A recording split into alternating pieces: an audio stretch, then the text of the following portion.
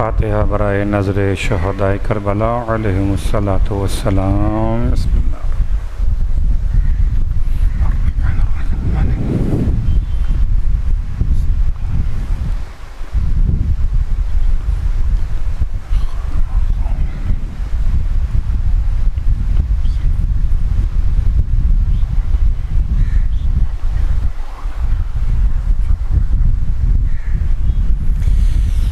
اعوذ باللہ من الشیطان اللعین الرجیم، بسم اللہ الرحمن الرحیم۔ الحمد للہ رب العالمین، الصلاة والسلام علی اشرف الانبیاء والمرسلین، سیدنا ابی القاسم محمد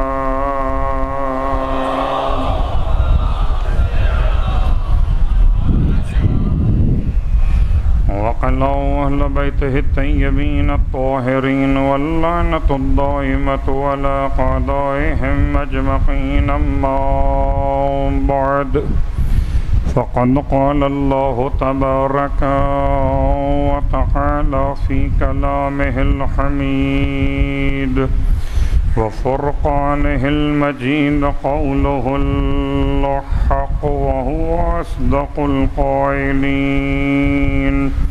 بسم الله الرحمن الرحيم. والفجر وليال عشر. وقال في آخر السورة: يا أيتها النفس المطمئنة ارجعي إلى ربك راضية مرضية فادخلي في عبادي وادخلي جنتي. صلوات پڑھ لیں محمد۔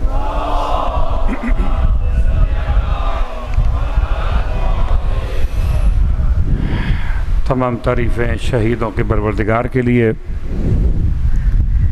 اور تمام ہدیہ درود و سلام شہیدوں کے سید و سردار کے لیے، آپ کے آباء و اجداد کے لیے، آپ کی اولاد طیبین و طاہرین کے لیے۔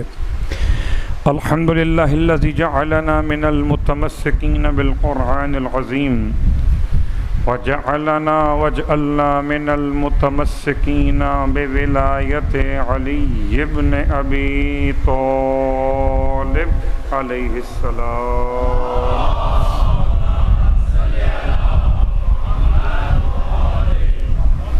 عظم اللہ اجورنا واجورکم بمصابنا بالحسین علیہ السلام، وجعلنا وإياكم إن شاء الله من الطالبين بصأره مع وليه الإمام المهدي من آل محمد عليهم السلام۔ اما بعد، شکر پروردگار حسین کے ساتھ حاضر خدمت ہوں۔ ذی الحج کی 29 تاریخ سے لے کر آج تک اس فرش ادا کی خدمت کا شرف حاصل ہو رہا۔ محرم الحرام کی 6 تاریخ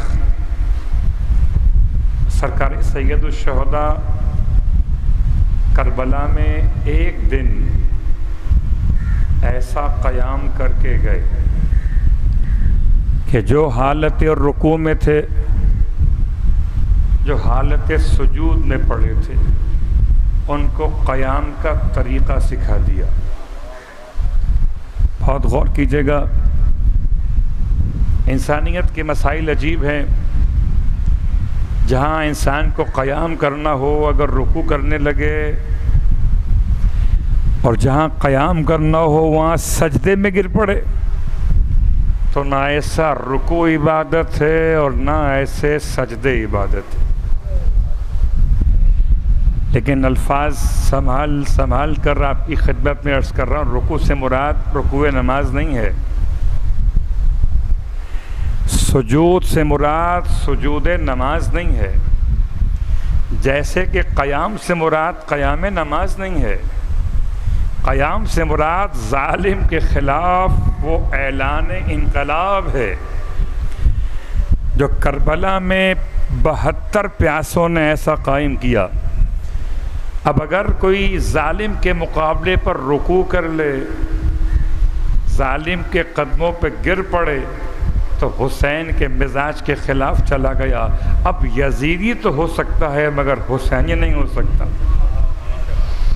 حسینی ہونے کے لیے قیام شرط ہے، اسی لیے شاید ہمارے اور آپ کے کسی امام کو اس مخصوص لقب سے ملقب نہیں کیا گیا، حالانکہ ہمارا پہلا امام اور ہمارا 11واں امام یہ سب کے سب اسی لقب سے ملقب ہو سکتے۔ اس لقب کو مخصوص کیا پروردگار نے امام حجت آخر علیہ السلام کی۔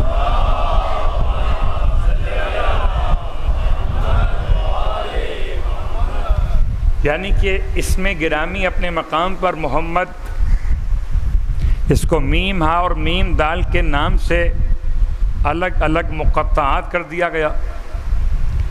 اصل لقب ہے قائم، یہ قیام سے ہے۔ کربلا کا مدرسہ عاشورہ، مدرسۃ الاعتقاد، عقیدے مضبوط کرنے والا، اور سرکار سید الشہداء کا ایک جملہ، اور پھر اگلی کلاس لی جناب زینب کبریٰ نے، اور اگلی کلاس کا ایک جملہ، 2 جملے آپ کی خدمت میں، مگر پہلے جو کل ہم ترجمہ کرتے کرتے آپ کی خدمت میں رخصت ہوئے تھے، سورہ والفجر کی آخری آیات، یا ایتھا النفس المطمئنہ، پروردگار نے ایک نفس کو مخاطب کر کے فرمایا کہ اطمینان رکھنے والے نفس، ارجعی الی ربک راضیۃ مرضیہ، تو اپنے رب کی بارگاہ میں چلا اس حالت میں کہ تو اپنے پروردگار سے راضی، تیرا پروردگار تجھ سے راضی ہے۔ انسان کی 4 جہتیں ہو سکتی ہیں۔ کل بات شروع ہوئی تھی، آج بات آگے بڑھ رہی ہے۔ انسان اندر سے اپنے ساتھ کتنا مخلص ہے، اسے کہتے ہیں اگر نفس گناہوں پہ ابھارتا ہو اندر سے تو گناہگار ہے انسان،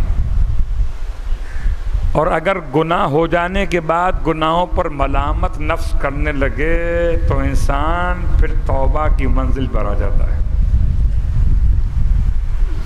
اور جب توبہ کی منزل پر آنے کے بعد توبہ کی قبولیت کا یقین حاصل ہو جائے تو پھر خدا کی رحمت کا یقین ہو جاتا ہے، اسے کہتے ہیں پھر نفس مطمئنہ۔ صلوات پڑھے محمد والے۔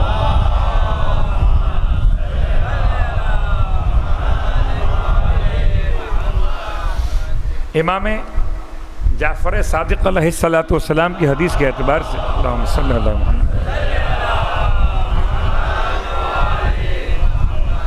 اس آیت کو دیکھتے ہوئے، اس کے تعویلی الفاظ کے اعتبار سے، بطون قرآن کے اعتبار سے، اس سے مراد کون ہے؟ یا ایتھا النفس المطمئنہ، بدرجہ اولا بالخصوص مراد تو سرکار سید الشہداء کی ذات مقدس ہے۔ لیکن کیا اگر کوئی حسینی منزل اطمینان پر آ جائے تو کیا اس آیت کا مورد بن سکتا ہے؟ مثال آپ کی خدمت میں عرض کروں، ابھی آپ میں سے اکثر نے ماشاءاللہ جمعے کی نماز پڑھی ہوگی، خدا جمعے کی نماز گزاروں میں شامل کرے۔ اور جو ہمارے دوست ابھی نادانی کا شکار ہیں کہ جمعے کی نماز کا قیام کرنا امام زمان کے خلاف ہے یا معصوم کے خلاف ہے، ان کی خدمت میں التماس ہے کہ خطبہ جمعہ ہوتا ہی نہیں جب تک کہ 12 کے نام نہ لیے جائیں،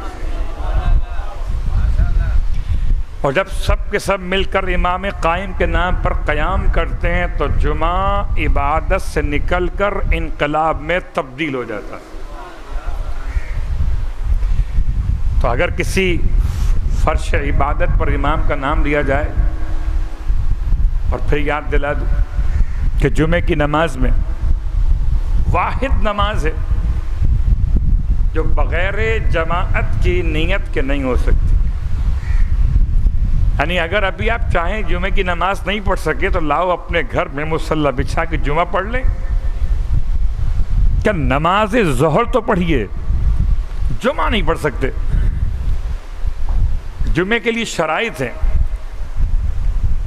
کیا شرائط ہیں؟ کہ امام عادل شیعہ اثنا عشری، جامع الشرائط. عادل شیعہ اثنا عشری، تو اتحاد امت کے نام سے جس امام کے ساتھ چاہو نماز پڑھو مگر جمعہ مت پڑھنا. جمعے کے لیے شرط ہے، صلوات پڑھے محمد وآل محمد، شرط ہے.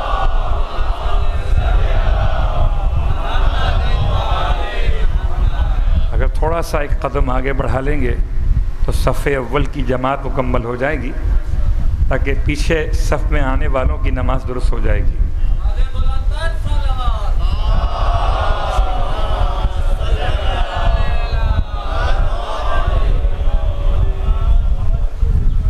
اور جمعے کی شرائط کو بیان کرتے ہوئے کہ امام جمعہ عالم ہو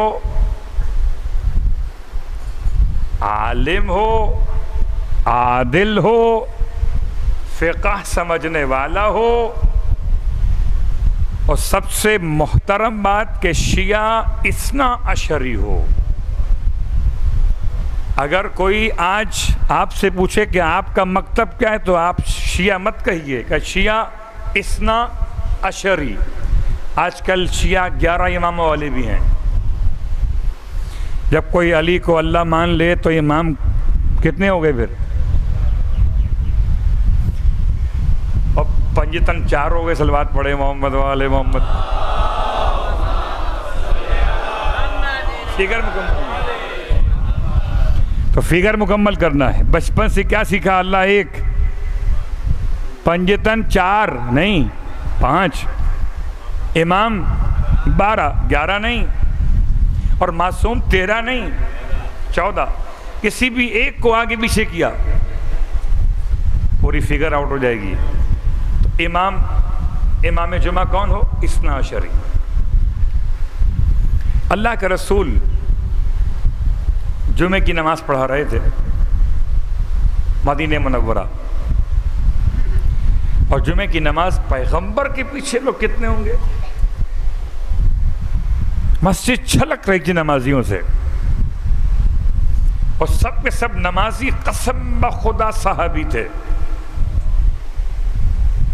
اس لیے کہ مسلمانوں کے نزدیک صحابی کی شرط یہ ہے کہ جو حالت ایمان میں پیغمبر کو پائے دیکھے وہ صحابی. تو نماز جمعہ کون پڑھے؟ جو مومن ہو، اور جس کے پیچھے پڑھے خطبے میں پہلے اسے دیکھے گا. دیکھیے نماز مغربین ہو، ظہرین ہو، فجر ہو، آپ امام جماعت کو دیکھتے نہیں ہیں فیس ٹو فیس، سوائے جمعے کی نماز اور عیدین کی نماز میں.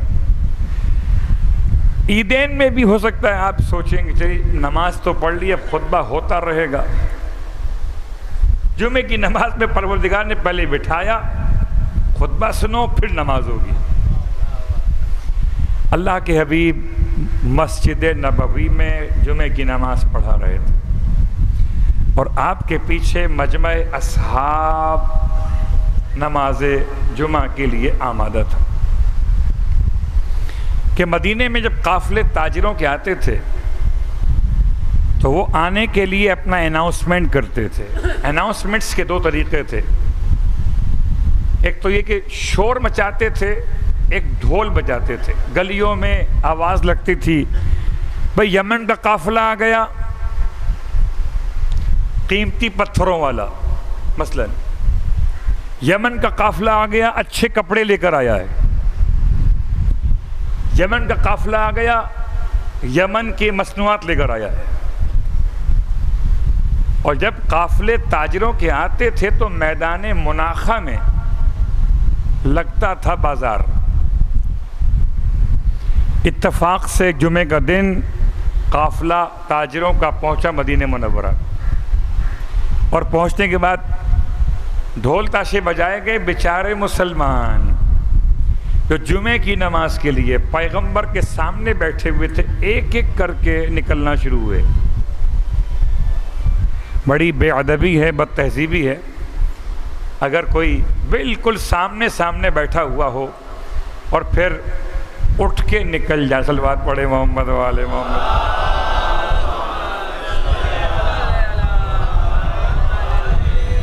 بس قبلہ یہی فرق ہے. اتفاق سے بات موضوع کے مطابق ہو گئی.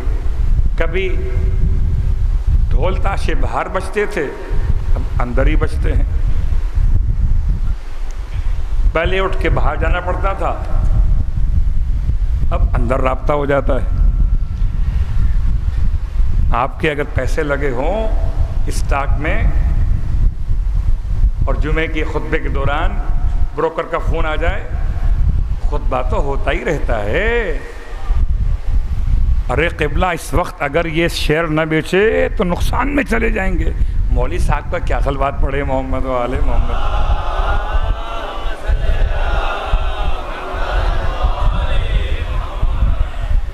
خیر، ہمارا کام تو پیغام پہنچانا ہے. اللہ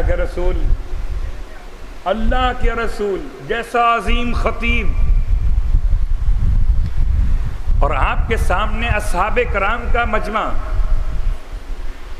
ڈھول تاشے کی آواز سنی لوگ چلنا شروع ہو گئے. یہاں تک کہ مجمع کم ہوتے ہوتے ہوتے جمعے کی نماز فجر کی نماز سے چھوٹی ہو گئی. کیا مطلب؟ سب سے چھوٹی نماز ہے فجر کی نماز، اور سب سے مظلوم نماز ہے. اتنی مظلوم ہے کہ ہر نماز کا اول وقت دیکھتے ہیں، فجر کا آخر وقت دیکھتے ہیں. اور حضرت شیطان جتنا بزی ہوتے ہیں فجر کے وقت میں، اتنا کسی وقت بزی نہیں ہوتے. شیطان بیچارے کو اتنی محنت کرنا پڑتی ہے کہ کبھی کبھار تو نمازیوں کے پاؤں دبانے پڑتے ہیں. صلوات پڑھیں محمد والے محمد.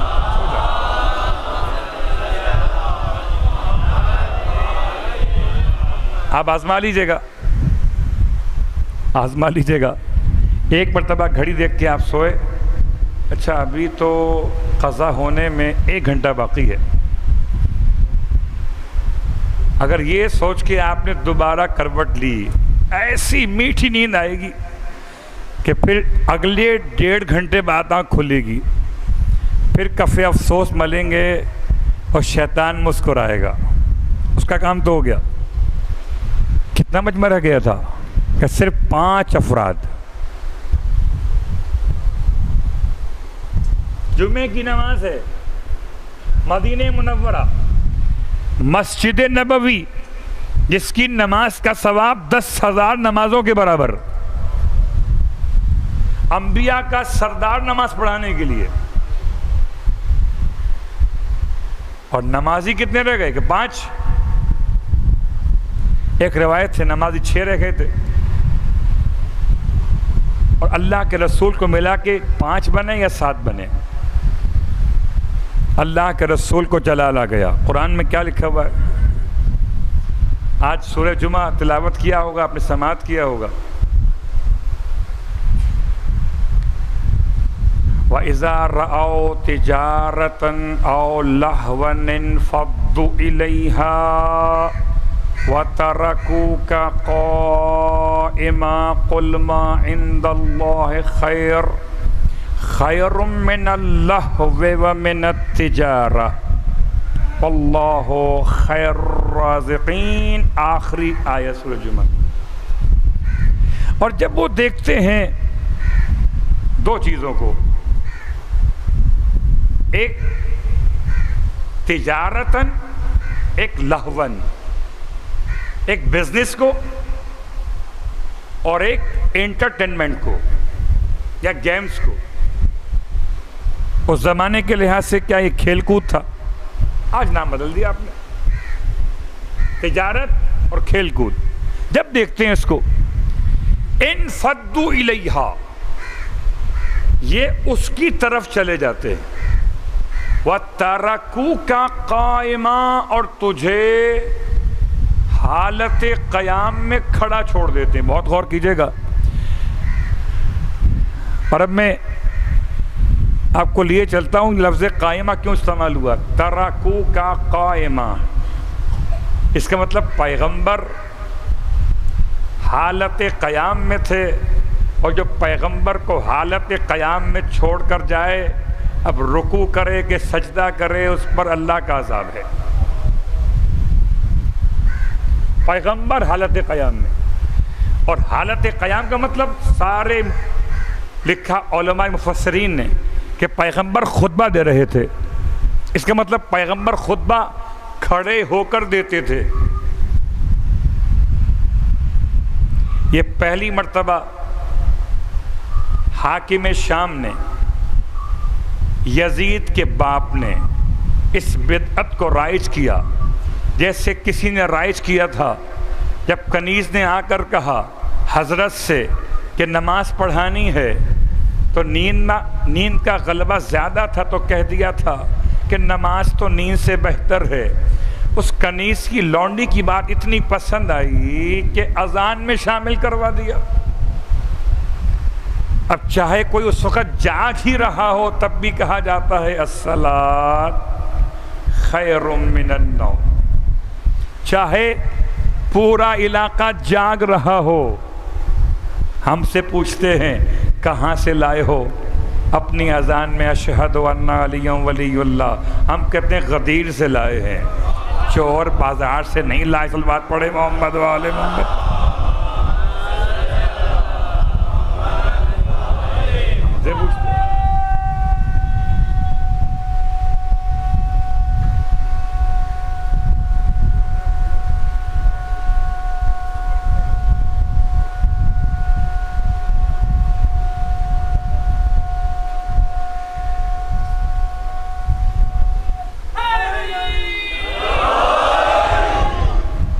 یہ تو نیاز کھانے سے پہلے اتنی سانس ہے، نیاز کے بعد کیا ہوگا؟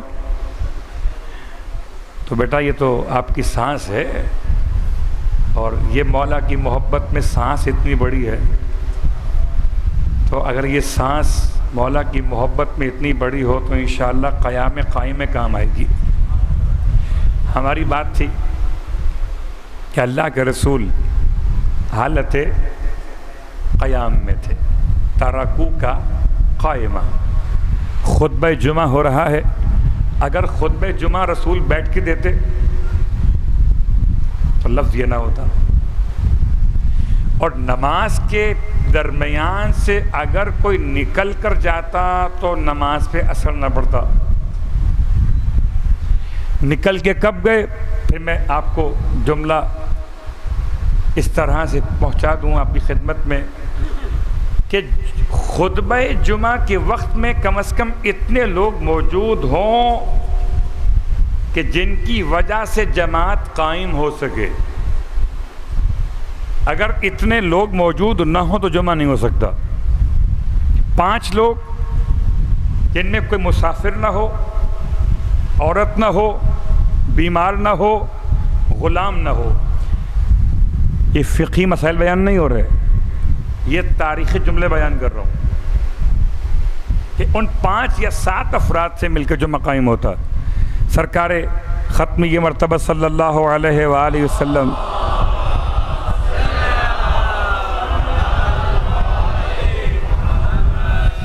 جمعے کی نماز پڑھا رہے تھے، ابھی خطبہ ہو رہا تھا، اور یہ انتہائی توہین آمیز رویہ تھا پیغمبر کے لیے کہ پیغمبر کے منہ کے سامنے سے لوگ اٹھ کے چلے گئے۔ تو خدا کو کہنا پڑا وَإِذَا رَأَوْا تِجَارَةً أَوْ لَهْوًا، کیا دیکھا تھا؟ تجارت کو، کھیل کود کو، انفضوا الیہا، اور چلے گئے اس طرف۔ وَتَرَكُوكَ قَائِمًا، پوچھو مسلمانوں سے کہ چھوڑ کر یہودی گئے تھے، عیسائی گئے تھے. جمعے کی نماز نہ تو یہودی پڑھتے ہیں اور نہ عیسائی پڑھتے ہیں، تو کہو نا کہ صحابی گئے تھے. گھبرانے کی بات کیا؟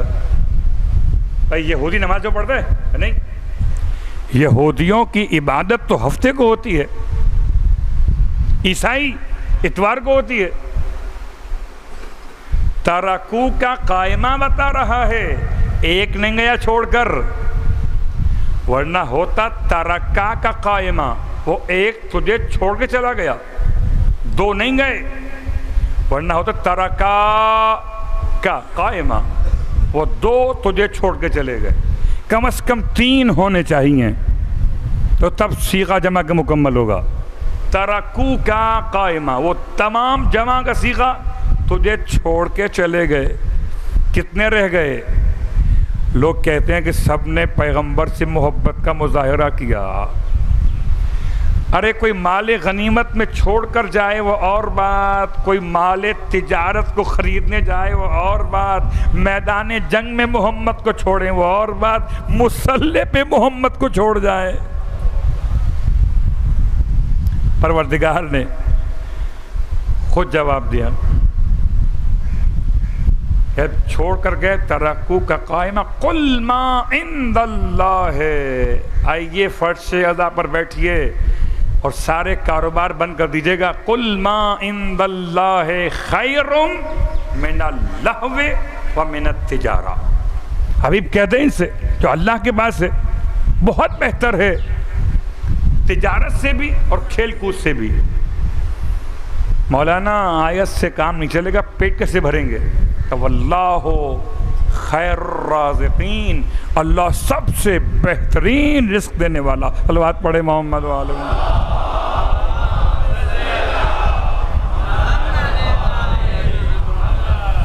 ہماری بات آئی کیوں یہاں تک؟ مجھے یاد ہے میں کہاں سے گیا تھا، بھولا نہیں ہوں. میں یہاں تک آیا کیوں تھا جمعے کی نماز تک؟ اس لیے آیا تھا کہ جمعے کی نماز جب آپ پڑھتے ہیں، امام جماعت قیام کرے آپ قیام کرتے، امام جماعت رکوع کرے آپ رکوع کرتے، امام جماعت سجدہ کرے آپ سجدہ کرتے. تو آپ جب امام جماعت کی اتباع یا اقتداء کی نیت کر لیتے ہیں تو مطمئن ہو جاتے ہیں کہ اب امام جانے اور نماز جانے. میں تو خیر اردو زبان کے محاورے کم استعمال کرتا ہوں، ورنہ الا بلا سب گردن ملا ہے. بڑا فرق ہوتا ہے. آپ کو کیا پتا کہ نیت ہماری کیا ہے؟ بہت غور کیجئے گا. نماز پنجگانہ میں اگر امام جماعت کی نیت نہ کرے اور پیچھے مجمع نیت جماعت کی کر لے، نماز ٹھیک. لیکن نماز جمعہ میں گنجائش نہیں ہے. نماز جمعہ میں امام جماعت کو جماعت پڑھانے کی نیت کرنا ہی ہوتی ہے، یعنی لیڈرشپ اس کو نیت کرنا ہوتی ہے کہ میں تمام کو نماز جماعت پڑھا رہا ہوں. جب آپ نے نیت کر لی مطمئن ہو گئے نا کہ مولانا کو صاحب کو جمعے کا سورہ یاد ہے، رکوع یاد ہے، سجدہ یاد ہے. جب آپ مطمئن ہو گئے تو جماعت مطمئنوں کی ہو گئی. اب کوئی اگر حسین کی اقتداء میں کھڑا ہو گیا تو یا ایتھا النفس المطمئنہ، تو پھر امام فرماتے ہیں اگر کوئی مومن پکا حسینی ہو جائے تو اس آیت کا مورد قرار. صلوات پڑھے محمد و آل محمد.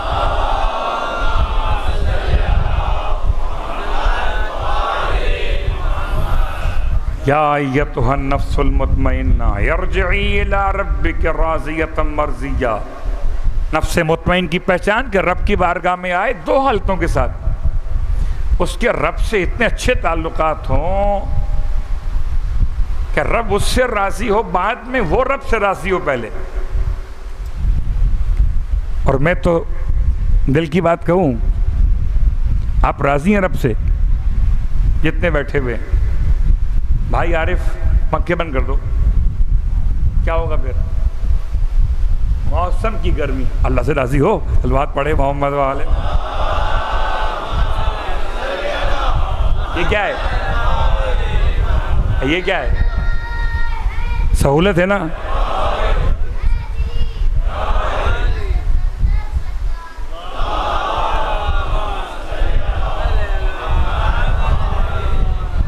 آپ گھبرائیے نہیں، بند نہیں ہوں گے پنکھے۔ آپ بڑے ہوشیار ہیں۔ کہا عارف بھائی مائک بند کر دو مولوی صاحب کے سامنے سے۔ آپ راضی ہیں؟ پڑھیں گے مجلس؟ ایسے ہی کہتے ہیں اللہ سے راضی ہم۔ بہت تیز بارش ہوئی تب پریشانی، گرمی بہت پڑ گئی تب پریشانی۔ کس سے پریشانی؟ موسم سے۔ موسم بنایا کس نے؟ کس نے بنایا موسم؟ اس نے بنایا جس نے شکم مادر کے 3 اندھیرے پردوں میں آپ کو اتنا سنبھال کے رکھا کہ شکم مادر پہ اگر کوئی عام ضربت لگے تب بھی اثر بچے تک نہ پہنچے، کہ مخصوص قسم کے پانی میں بچے کے وجود کو محفوظ کیا گیا۔ یہ وہ اللہ راضیتاً، اے نفس مطمئنہ پہلی پہچان تیری یہ کہ تو اپنے رب سے راضی، اور کائنات میں کسی کی رضا کی پہچان کبھی نہ مل پائے گی کہ کتنا راضی ہوا سوائے کربلا کے، کہ جہاں سب کچھ لٹا کے حسین خدا کی بارگاہ میں سجدہ ریز تھے۔ اور صرف ایک جملہ آپ کی خدمت میں ربط مصائب سے پہلے اپنے اپنے انداز سے خراج عقیدت پیش کیا گیا مولا کی بارگاہ میں۔ شاعر نے 2 مصروں میں کیا عمدہ ترین خراج عقیدت پیش کیا مولا کو، کہ کوئی تحفہ تیرے قابل نہیں پاتا ہے حسین، کوئی تحفہ تیرے قابل نہیں پاتا ہے حسین، ہاتھ خالی تیرے دربار میں آتا ہے حسین۔ اپنا سب کچھ لٹانے کے بعد میرے مولا کا جملہ الہی رضن بالرزاق۔ آج کی مجلس میں آخر میں یہ جملہ کل سے آغاز کریں گے اس کی وضاحت، اور چونکہ آج فرش عزا پر جس کا چاہو ماتم کرو، جس کا چاہو مرثیہ پڑھو، لیکن اس فرش عزا پر آج ایک یتیم کا ماتم کیا جاتا ہے۔ اکبر سب کچھ ہے مگر یتیم نہیں ہے۔ یتیم کسے کہتے ہیں؟ اس کے باپ نہ ہو۔ حضرت ام لیلہ آپ کے سر پر آپ کے سہاگ اور آپ کے وارث کا سایہ سلامت تھا نا۔ اگر آپ نے اکبر کو قربان کیا تو ایک اطمینان تھا نا کہ اکبر نہ رہے تو حسین تو موجود ہیں۔ لیکن ہمارا سلام ہو خاندان اہل بیت کی اس عظیم بہو پر، ام فروہ، کہ جس کا سہارا حسن کا بیٹا۔ آپ کو اندازہ ہے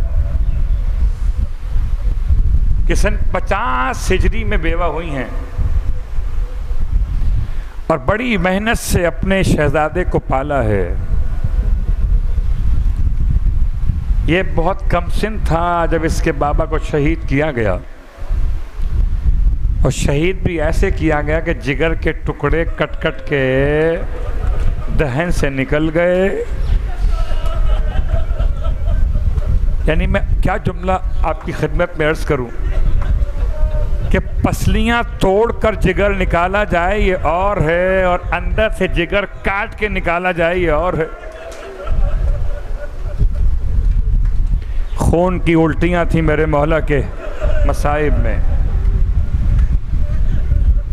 اور ایسے میں قاسم کو بلایا تھا، ام فروہ کو بلایا تھا۔ قاسم تاریخ کا جملہ 2 یا 3 سال کی عمر مقدس میں رہے ہوں گے، اور چھوٹا اتنا شہزادہ ہے، اپنے بابا کے عالم کو دیکھتا ہے کہ یہاں ہونٹوں پہ خون لگا ہوا ہے۔ بچے کو اور تو کچھ سمجھ میں نہ آیا، آگے بڑھا، بابا کی گود میں آیا اور ہونٹوں سے خون صاف کرنے لگا۔ امام نے بچے کو سینے سے لگا لیا۔ رونے والوں، فرماتے ہیں ام فروہ قلم اور کرتاس لائیے، ہم چاہتے ہیں تعویذ لکھ دیں وصیت کے طور پر۔ قلم اور کرتاس پیش کیا گیا۔ اللہ اکبر، اس کا نانا قلم کرتاس مانگتا رہ گیا۔ آج نواسے کے گھر والے ایسے معتبر تھے کہ قلم بھی دیا، کرتاس بھی دیا۔ امام نے خط وصیت کے عنوان میں لکھا، 2-3 جملے تھے بس، بعض کہتے ہیں صرف 1 جملہ تھا بس، اور لکھ کر اسے فولڈ کر دیا، بس شکل تعویذ میں موڑ دیا۔ فرمایا ام فروہ یہ لے لو اور بچے کے بازو پر باندھو، جب بھی کبھی کوئی دن مشکل پیش آئے تمہارے لیے تو اسے کھول دینا، مشکل آسان ہو جائے گی۔ جب سے مولا حسن شہید ہوئے تھے نا، مولا حسین نے بچوں کو اس طرح سے شفقت دی تھی کہ باپ کی کمی محسوس نہ ہونے دی، تو کوئی دن ایسا آیا ہی نہیں کہ تعویذ کھولنا پڑتا۔ لیکن ہائے عجیب دن تھا جو آیا تھا کہ جس دن ام فروہ کو یقین ہو گیا کہ آج اگر تعویذ نہ کھولا تو کبھی نہ کھول سکیں گے۔ ہوا کیا ہے، شب عاشور شہزادہ قاسم ابن الحسن اپنے چچا کی بارگاہ میں آئے ہیں۔ چچا کے خیمے میں آئے، چچا سجدے کی حالت میں تھے، آ کر داہنی جانب احترام سے بیٹھ گئے۔ امام سجدہ شکر میں تھے، محسوس ہوا جیسے کوئی آ کے بیٹھا ہو۔ زہرا کے لال نے سجدے سے سر اٹھایا، دیکھا بھائی کی نشانی قریب میں آ کے بیٹھ گیا، سینے سے لگا لیا، پیار کرنا شروع کیا، اتنا چومتے تھے کہ حسن کی یاد تازہ ہو جاتی تھی۔ فرمایا بیٹا کیسے زحمت کی ہے؟ شہزادہ اپنے چچا سے سوال پوچھنے آیا، چچا یہ تو بتائیے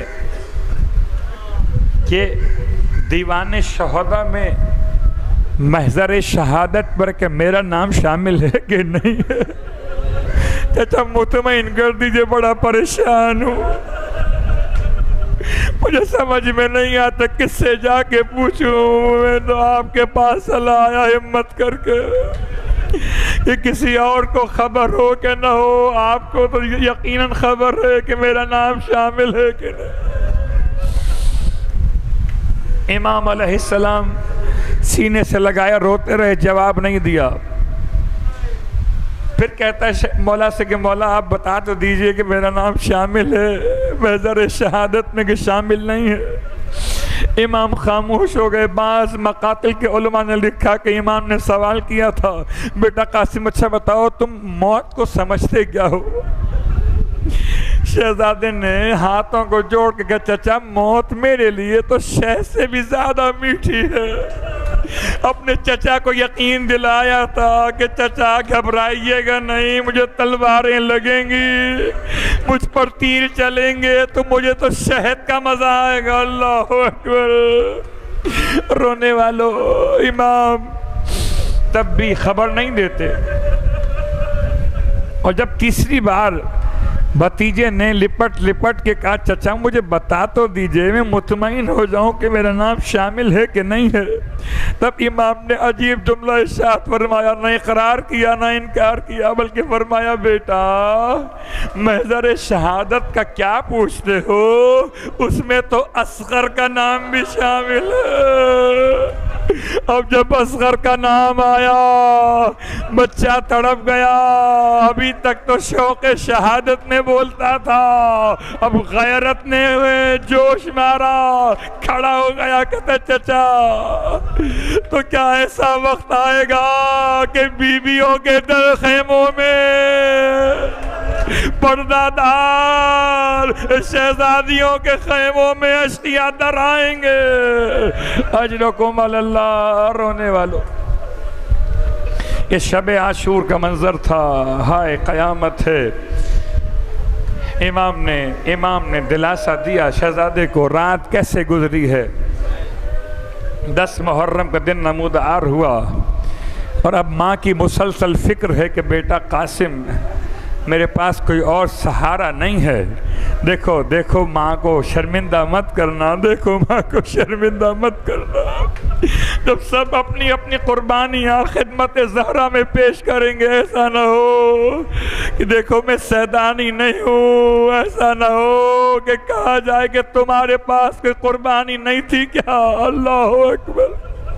قاسم ماں کی بات سنتے تھے، روتے جاتے تھے کہ اماں اجازت دلوا دیجئے گا، اور دن بھر شہزادے قاسم کئی مرتبہ امام کے پاس آئے، کبھی اونو محمد سے پہلے آئے، کبھی اکبر سے پہلے آئے، کبھی اصحاب سے پہلے آئے۔ حسین کے پاس جب آتے تھے امام سینے سے لگاتے تھے، روتے تھے، جواب نہ دیتے تھے۔ ہائے ام فروہ اپنے بیٹے پہ ناراض ہو رہی تھیں کہ کیوں اپنی جان بچاتے پھرتے ہو، اب تو اونو محمد کے لاشیں بھی آ گئے، میں کیا منہ دکھاؤں گی، میرا بیٹا گھر میں بیٹھا رہ گیا، زینب کے لاڈلے قربان ہو گئے۔ قاسم کہتے تھے ماں سے، اماں میں کروں تو کیا کروں، جاتا ہوں اجازت لینے کے لیے، چچا رونے لگتے۔ 2 طرح کی روایت ملتی ہے، ایک کے اعتبار سے جناب ام فروہ بہت کم گو شخصیت کی مالک تھیں، اور کبھی سرکار سید الشہداء سے اس طرح بات نہیں کر سکتی تھیں، بڑی پریشان بیٹھی تھیں خیمے کے اندر، دونوں ماں بیٹے مل کے روتے تھے، کرے تو کیا کریں، زمانے کے امام تک اپنی دل کی آواز کیسے پہنچائے۔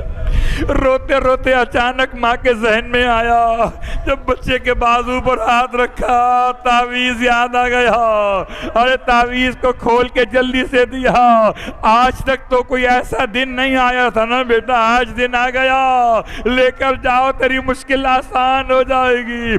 قاسم بہت خوشی خوشی چلے، کوئی اپنی موت کے پروانے کو لے کر خوشی خوشی نہیں جاتا، رونے والو، یہ تعویذ نہیں تھا، پروانہ شہادت تھا۔ قاسم لے کر خدمت مولا حسین میں آئے، امام علیہ السلام نے اپنے بھائی کی تحریر کو کھول کے پڑھا، تحریر کے پیچھے تصویر حسن دکھائی دی، ایسا لگا جیسے پیچھے حسن کہتے ہوں بھیا میرا فدیہ قبول کر لینا۔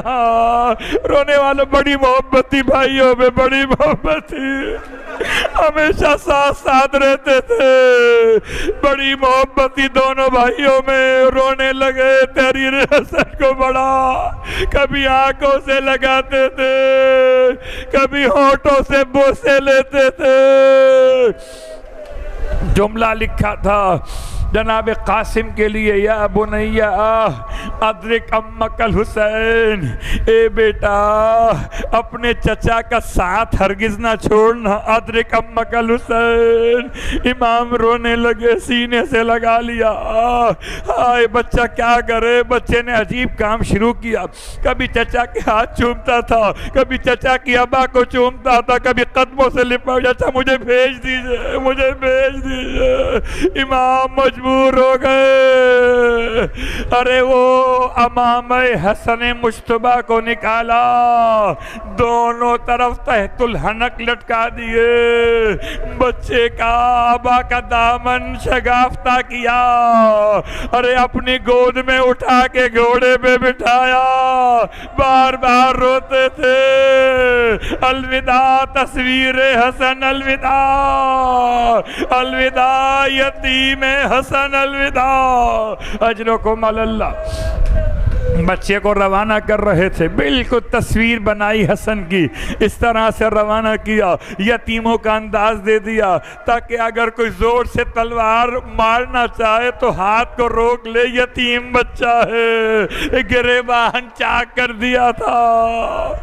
رونے والوں میں کیا بیان کروں، حمید ابن مسلم لکھتا ہے میری نگاہوں سے منظر نہیں بھولتا جب ایک چاند کا ٹکڑا 13 سال کا بچہ گھوڑے پر بیٹھ کر میدان کربلا میں آیا، کہتا ہے اتنی سادگی تھی، بچہ اتنا کم سن تھا کہ پاؤں رکابوں میں پورے نہیں پہنچ پاتے تھے، اتنی سادگی تھی، کہتا ہے مجھے ابھی تک یاد ہے کہ بچے کے دائیں نالین کا تسمہ ٹوٹا ہوا تھا، کبھی جھکتا تھا نالین کو سیدھا کرنے کے لیے پھر سیدھا ہو جاتا تھا، یہ 13 سال کا بچہ کہتا ہے حمید ابن مسلم جب میدان کربلا میں آیا ہے، ایک ایک کر کے اشقیاء مقابلے پر آئے، سب کو واصل جہنم کیا۔ عمر سعد نے پکارا ارزق شامی سے کہ جا بچے کا سر کاٹ کے لیا، ارزق نے کہا میری توہین ہے، میں اتنا بڑا سردار اور تلوار کا ماہر بچے کے مقابلے پر جاؤں گا، اس کے لیے تو میرا چھوٹا بیٹا کافی ہوگا۔ اس کو بھیجا، قاسم نے واصل جہنم کیا، ایک کے بعد ایک 4 بیٹے واصل جہنم ہوئے۔ ارزق شامی کی آنکھوں میں خون اتر آیا، اب سب کو ہٹا کے کہتا ہے میں خود اس کے مقابلے پر جاؤں گا۔ 4 جوان بیٹوں کا باپ کہا، 13 سال کا شہزادہ کہا میرا مولا جو دور سے منظر کو دیکھ رہا تھا، اپنی بھاوچ کے خیمے کے قریب آئے، در خیمہ سے آواز دی بھابی دعا کیجئے، ہم بھی دعا کر رہے ہیں، خدا ماں کی دعا قبول کرتا ہے، دعا کیجئے اللہ میرے قاسم کو کامیاب کر دے۔ خدا سے خود کہتے تھے خدایا میں قاسم کے لاشے کو اٹھا لوں گا، ابھی اس ظالم کے غرور کو میرے قاسم کے ہاتھوں خاک میں ملا دے۔ امام کی دعا بھی چلی، ماں کی دعا بھی چلی۔ ارزق شامی واصل جہنم ہو گیا، اور طریقہ جنگ کا 2 طرح سے ہوتا تھا، انفرادی طور پر یا جنگ مغلوبہ۔ جب اتنے سارے لوگ قاسم کے ہاتھوں مارے گئے، عمر سعد نے اعلان کیا مل کے حملہ کر دو۔